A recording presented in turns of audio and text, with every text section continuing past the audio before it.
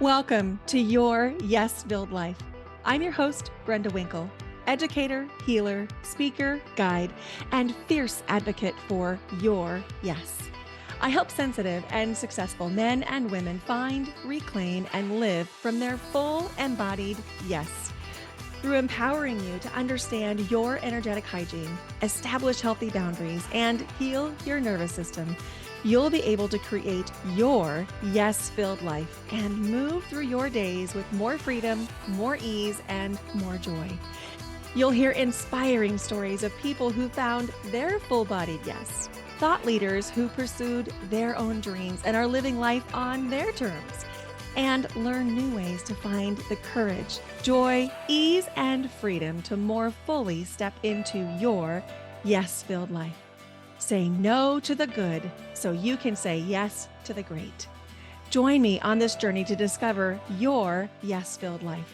Whether you're looking to break free from the golden handcuffs, start a new business, find your dream job, or simply live with more intention and mindfulness, I've got you covered.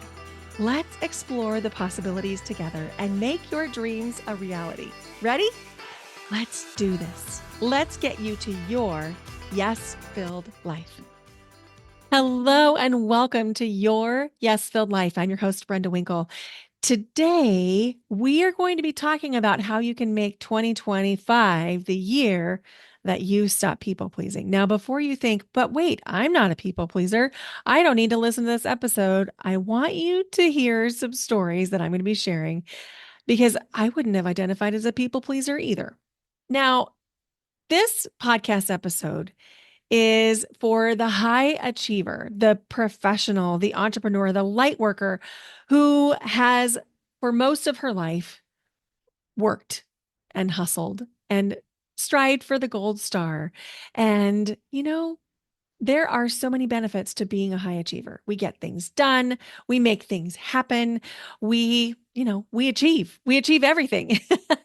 One of the problems with being a high achiever is that sometimes we can high achieve literally everything, even things that are supposed to be fun. Like last week, for example, I was in the DMs, and one of the people that I was connecting with was telling me the story about how her doctor gave her a prescription to find a hobby. And so she found a hobby, and her chosen hobby was gardening. Well, it wasn't too long before she had planted and then replanted her garden until she was literally high achieving the garden. And her doctor asked her about how much time she was spending in the garden, and she had displaced the high achieving parts of her that the doctor had hoped would bring some more relaxation and rest into this woman's life. She'd replaced that with high achieving in the garden. And so I related so much to that story, and I thought you might relate to it as well. Now, as we prepare to step into 2025, I want to ask you, what do you think your life would look like if you stopped worrying about what other people think and start prioritizing your own joy and well-being? Because here's the truth. When you say yes to yourself, you create a ripple effect, a really positive ripple effect. Your energy shifts, your boundaries strengthen, and you attract opportunities that align with your soul's deepest desires. Now, here's the thing. This is really subtle work. And there are 101 ways that most of us are not stepping into our full power. Let me give you an example. There was a woman that I was having a conversation with last week, and I was doing some work inside of a program for one of my clients. I had created a 14-day series to stop emotional eating, drinking, and scrolling for one of my clients. And I was inside her program on the app answering questions about the 14 videos that I'd created. And one woman asked me if she could get some tips and tricks to help her 10-year-old son to stop an emotionally overwhelming situation. Like, what do you do when your 10-year-old is sobbing hysterically in the airport? That was the root of her question. And she went on to explain how she tried to get him to calm down. She didn't want him to be too loud or upset any other travelers. and was really fearful of being kicked off the plane if her 10-year-old continued to be as upset as he was being. And I understood this on so many levels because I've been there. I remember when my daughter was little, I remember flying from Kansas City, where I lived at the time, to Denver because I was flying from Kansas City to Denver and then Denver to Chadron, Nebraska, which is a tiny little regional airport. And I remember that my daughter had ear infections. She had chronic ear infections until she was like 9 months old. Well, she was in the middle of an ear infection. And so the first flight from Kansas City to Denver went okay. It wasn't terrible. But the one from Denver to Chadron, oh my gosh. We were in a puddle jumper, like one of those little tiny, like 6 or 8 seating airplanes. And my daughter cried. She was a small child. So, like the wailing, crying, sobbing cry for the entire flight. Thank goodness it was like an hour, but she cried the whole time. I was mortified at that time. This would have been like in 2001, 2002.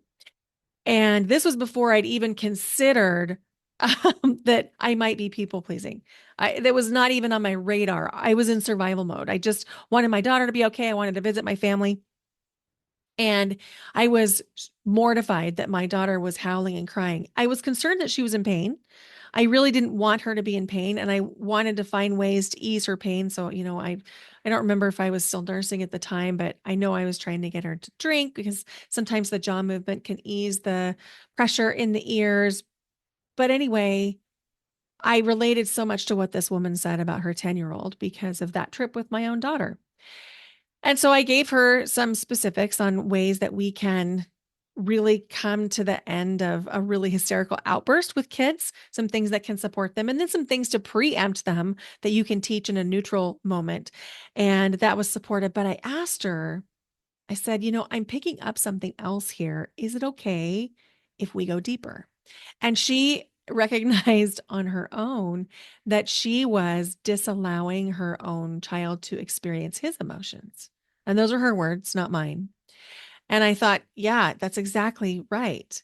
In other words, in that moment, we're prioritizing the needs and preferences of people we know nothing about. We don't even know them over the needs of our own family members. And when we look at it like that, sometimes it can give us space to create a perspective shift. There's no judgment here, right? I mean, I was telling you just about being in the plane and being mortified about what people thought when my own daughter was crying. So this is not coming from a place of judgment. This is coming from a place of deep experience. But this is a subtle form of people pleasing. Actually, it's not even that subtle. It's not subtle. It's just not what we think of as people pleasing. If you're prioritizing the needs and preferences over people you don't know, people you've never had a conversation with, over your own needs or over the needs of your family, that's a form of people pleasing. Now, of course, there is a case to be made that we want to be considerate of people in public. And of course, that's okay. We do want to be considerate and kind to people in public. But we can't be considerate and kind to people in public over being kind and considerate to ourselves and to our family members, or we have started some kind of a people pleasing. So, this is what my Unlock Your Energy Challenge is about. It's a 5-day experience that's going to start on January 6th. It's going to help you reclaim your energy and set the tone for a yes filled year where you can get really tuned into the subtle ways you might be people pleasing, giving away your power, giving away the power of your family. And each day over 4 days, January 6th through 9th, we're going to dive into tools like breath work, somatic practices, and energy healing so that you can feel lighter, clearer, and more vibrant. So imagine starting 2025 as the year fully aligned with what lights you up, really clear on what you want it to be, and really clear on what's best for you and your loved ones, and also making space that what is best for your loved ones may not be best for you, and what's best for you may not be best for your loved ones. And here's the thing I'm going to say, what's best for you actually is best for your loved ones. I bet you didn't expect that. And here's why what's best for you is best for your loved ones. Let's take the example of going to an exercise class. So my sister and I just had a phone call this morning. My sister lives in Madison, Wisconsin, and I'm getting ready to hop on a plane and go visit them over the holidays. I'll be there over New Year's. And she was telling me that she was going to yoga today, even though it wasn't what worked best for her family, because that's what actually worked best for her family. So, what she's saying is, even though the schedule isn't convenient for her family, the outcome of my sister getting to process emotions and pour into her own cup is what's best for her family. And so there's this subtle balance that happens, especially if you're a woman, especially if you have children, where we really do need to put ourselves first so that we can put the other people in our lives in positions where they are able to receive fully what we have to offer. So I want you to think about something else. Here's another question for you. Where is your energy going? Are you spending it on things that actually matter to you? Or are you caught in a cycle of overgiving and people pleasing? And again, people pleasing is subtle. And if you have deep empathy and compassion, I am telling you, you're people pleasing more than you even know you are. Ask me how I know. This has been part of my journey. And, the more I'm on this journey, the more I'm realizing how many subtle ways I have people pleased in the past. Let me give you an example just from this week. My daughter took me Christmas shopping and she wanted to help me pick out some lovely plants for my new home because I gave away all my plants when I went traveling full time in June. And I just thought that was an amazing idea. So we went to the store together and we picked out two plants that are absolutely gorgeous. I feel like they kind of picked me, actually. I was just like standing next to them and found my hand reaching out to touch the leaves. And then the other one, that was the first one. And then the second one, I was looking around and I didn't see anything with my eyes, but I just felt something. And so I moved two plants' leaves out of the way to find this other plant that was hidden underneath them. And that's absolutely the plant that came home with me. So I can't remember the name of the first one. I'll have to look it up.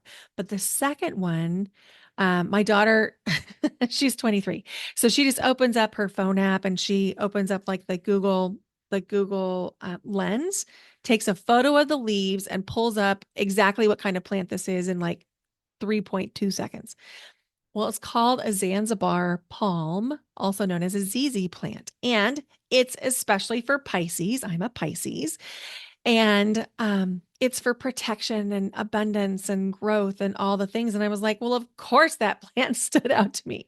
So anyway, we got our two plants that she's giving me for Christmas. And I'm so grateful, so excited. They already look beautiful. I got to take them home with me that day because, well, they're for the house and they're big. They're big. So anyway, we get up to the checker and we were doing a little bit of other shopping because it was one of those big box stores that offer more than one thing. So there's a plant section and a home section and a grocery section and all the things. And I was thinking that I wanted to buy, well, I didn't want to buy, but I needed to buy toilet paper and paper towels. And I always drag my feet a little bit about buying toilet paper. I don't know about you, but I just always look at the price and I'm like, is that really worth it? And of course it is because I buy toilet paper. I use toilet paper. But there's something about it that makes me slow down a little bit. But I saw the kind of toilet paper that I like, and it looked like it was on sale. And it looked like it was on sale for, I don't know, I'm going to make up a number. Let's just say it was like $16 or something. So I go to the checkout and my daughter wanted to do self-checkout because there were long lines. It's Christmas season, all of the things. So we get up to the checkout and she bought the plants and a couple of the things that she had bought. And I was picking up some things too. And then I put the toilet paper the, um, through the thing, the self-checkout scanner. And it rang up as $30. And I'm like, $30 for 18 rolls of toilet paper? No, thank you. Like, I'm not going to do it. I'm just not going to do it. And it's not that I have a problem spending $30. It's just that it said it was 16, right? So I'm like, no, I'm putting this back. And I didn't give it a second thought. I just pushed cancel and I'm at the self checkout. So now push cancel the thing, and then they have to call the attendant, and the little light starts to flash. And there was a period of time in my life when that would have absolutely put me over the edge. I could not have done it. It would have made me absolutely collapse under the pressure of one, standing out, two, being inconvenient for someone else in order to take care of my own needs, and three, the thought of telling something or somebody that something wasn't what I expected would have, like, it would have been crushing. But as I stood there, I was like, I'm not buying this toilet paper and I just don't care. I'm not doing it. And it wasn't that I was mad about it. It wasn't that at all. It was that I was so confident in this isn't what I want to do. And so I pushed no. And then my daughter quickly, she was cute. She's like, I'm going to go wait for you over there. So she pushes the cart with the other things over against the wall and she's waiting for me, just watching. And the guy comes over, he doesn't even really say anything other than, hey, and he takes the toilet paper off my receipt and off he goes down his way. And I go back over to my daughter and I'm like, okay, that's great. I got what I needed. And I'll just order, get my toilet paper a different day from a different place. And she looks at me and she's like, yeah, that was pretty cool. She said, I come here all the time and I know that guy and I know he doesn't get rattled, but it was interesting just watching you. And I was like, what do you mean? And she's like, you were just so confident that you were not buying that toilet paper and you really didn't care if you held up the line. And I was like, well, yeah, I didn't care because the toilet paper rang up as more than double what it said it was on the thing. And she's like, yeah, but it's pretty interesting. It's cool. And I thought about that as I got in the car to head home. And that would have been another form of people pleasing, really subtle people pleasing, where I would have not wanted to be inconvenient. I would have not wanted to go, have anyone go to extra trouble to help me either not buy something I wanted to buy or to buy something. And in other words, I'm putting someone else's preferences that I haven't even talked about. I don't even know if it's their preference above my own desires and needs. People pleasing is really, really subtle. And I guarantee you that if this story resonates with you, where there would have been a time, or maybe that time is now, where it would be really difficult for you to say, this isn't what I want, and to put it back without like taking it home and then returning it a different day, or taking it home and just sucking it up and buying it, you're not alone. I was there for decades, literally decades. But now I'm not there. Like, I literally am done with people pleasing. I'm aware of situations where I would have people pleased in the past. It comes up for me. I'm like, wow, I totally would have done that differently several years ago. And so there is an awareness, and I want to give you a free resource, a tool that you can use to see when this is happening for you. Why? Because if you're people pleasing in any capacity, you are literally leaking energy. You are creating energy drains in your own life. And so we're talking about subtle people pleasing of situations and people we don't even know. And I guarantee you that if you're doing that kind of people pleasing, you're also doing the bigger kinds of people pleasing where you're doing things for other people that are not being reciprocated. And you're doing things to keep other people happy that are not being reciprocated. And you're doing things to avoid difficult conversations. And then you're not having the difficult conversations and you're probably feeling resentment if you're anything like I used to be. So if that resonates for you, I want you to feel invited to go download a free energy audit tool. You can grab it and I'll put the link in the show notes. It's brendawinkle.com/audit, AUDIT. Now I know you're busy. I know you have a lot to do. And so this tool is simple and it's quick. In less than 10 minutes, you'll be able to assess what is fueling your energy so that you can add more of those into your life, more of the things that are actually giving you the juice for the things that you want to do and the life that you want to live. And then you'll also become aware of things that might be costing you energy. So this tool is your first step toward creating the spaciousness and freedom and joy and abundance and ease in 2025. You want to go download this free energy audit tool, I promise. Now, here's what I know for sure. When you stop saying yes to the things that are subtly and not so subtly draining you, you create space to have more of what fuels you. And, this is one of those things where it gets easier and easier and easier as you go because it builds confidence, it builds muscle memory, it starts to feel really good. And I just want to acknowledge that at the very beginning, it does, or at least for me, it felt scary. And for the clients that I work with, it feels scary for them too when they take that first step to find the space for what fuels you. So whether that's your relationships, your business, your self-care, your health, every yes matters. And so we want to be really mindful and conscious about what you're saying yes to, because if you're saying yes to things that are actually costing you bandwidth, time, health, energy, vitality, we want to flip that so that you can say yes to the things that are actually going to put energy towards what you want. So I designed this Unlock Your Energy challenge and the energy audit tool to work in tandem. So if you want that invitation to come join both, grab the free download and then come to the Unlock Your Energy challenge. In fact, I'm going to invite you to do the energy audit tool first because there's a little gift inside there that you might enjoy. So do that one first. If you're like, which one do I do first? Do the energy audit tool first. You'll see why when you get the email with your download, why I wanted you to do this first. And then come register for the Unlock Your Energy challenge. It's like a 1-2 punch for your soul's alignment. It's simple, it's actionable, and it's going to make a big difference. Now, here's the thing about New Year's resolutions.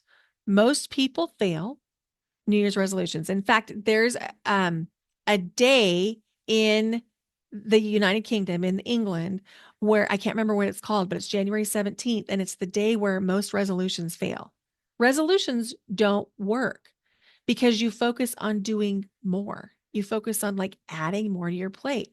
But what if this year your resolution, well, let's not do resolutions. What if this year you decided to actually do less?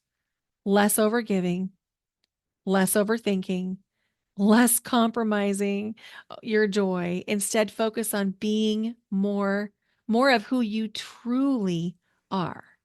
That's the secret to a yes-filled life.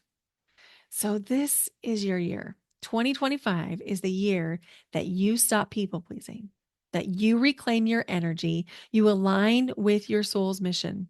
So join me for the Unlock Your Energy Challenge starting January 6th.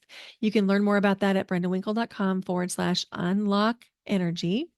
And then download the free energy audit tool and take that step towards your yes-filled life. Remember that my recommendation, my really strong recommendation, is to download the energy audit tool first. Go to brendawinkle.com/audit. Let's make 2025 the year you soar and that I soar. We soar together. Well, thank you so much for listening to Your Yes-Filled Life. Thank you for being part of the journey, whether this is your first time here or you listen to every episode. If you could please give the podcast a rating and review, it is literally one of the most helpful things you can do for the podcast.